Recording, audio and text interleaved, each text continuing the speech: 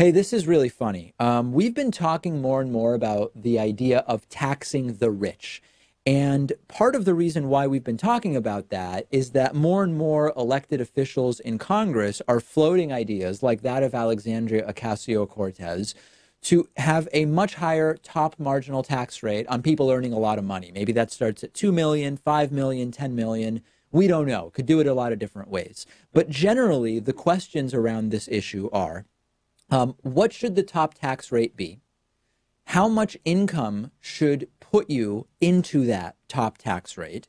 Is the economy better off by taxing the rich or by giving the rich tax cuts? These are the sorts of questions that are being asked now. And as far as public opinion goes, the country's basically in favor of taxing the very rich to reduce income inequality and to pay for programs that would help society. Yeah, if you are rich, you're more likely to be against taxing the rich more, with the exception of some billionaires who say, I would pay more, but we should be paying more because society needs it.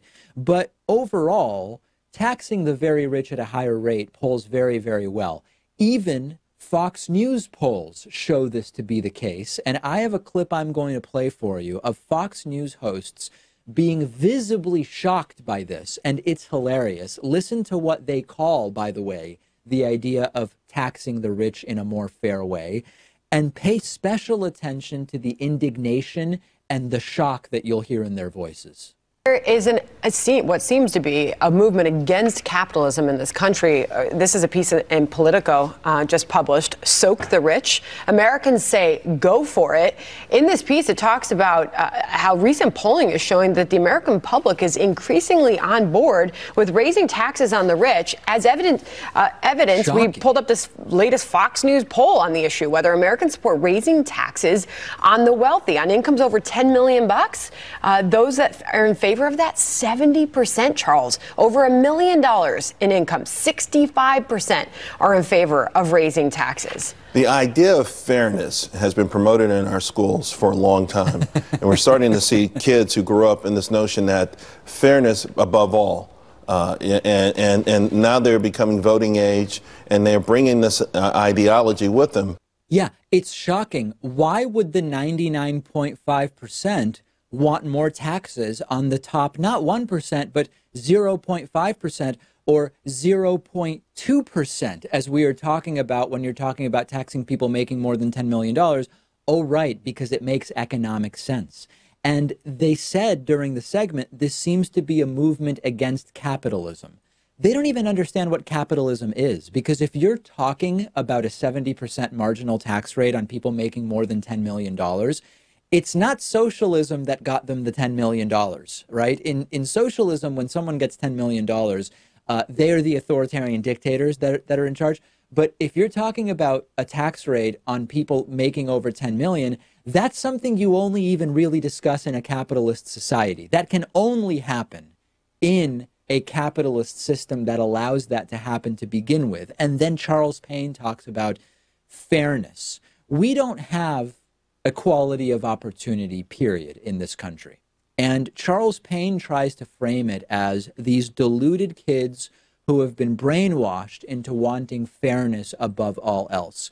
No one's calling for fairness as a quality of outcome, right? Fairness as a quality of outcome, meaning no matter what your skills are, no matter what choices you make in life, no matter what, you end up with the same in terms of income and net worth as everybody else, right? That wouldn't be capitalism.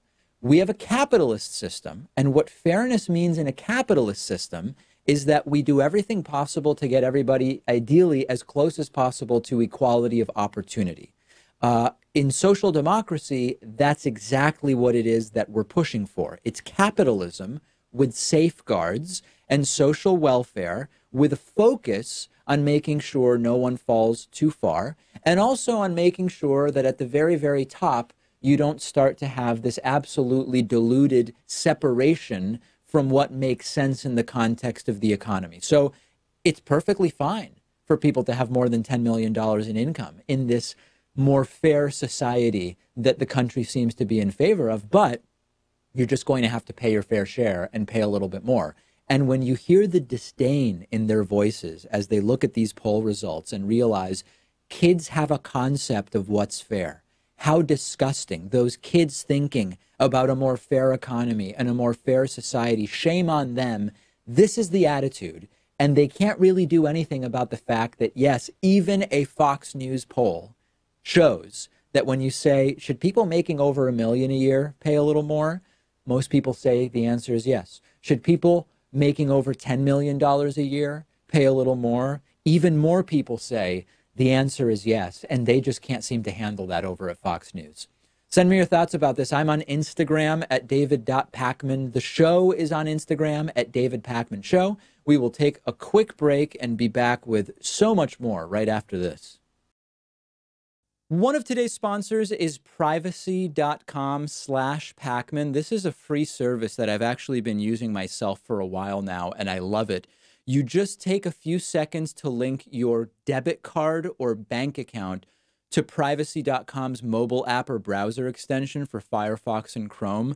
And what that does is allow you to instantly create virtual credit cards that are linked to your bank account so that you're not actually putting your real debit card number on the internet. And you use these virtual credit card numbers to buy things online. And with one click of a button, you have the ability to create multiple virtual cards, delete cards, freeze and unfreeze cards. You can put a limit on a card so a company won't be able to charge you more than you actually want them to. And it protects you from being hacked. It protects you from companies being hacked, which we've been talking about for a while on the program. And it's perfect for signing up for free trials somewhere if you don't want your real credit card number to be exposed and on file. And their app and browser extension let you autofill the virtual credit card number into the credit card field when you're buying things online.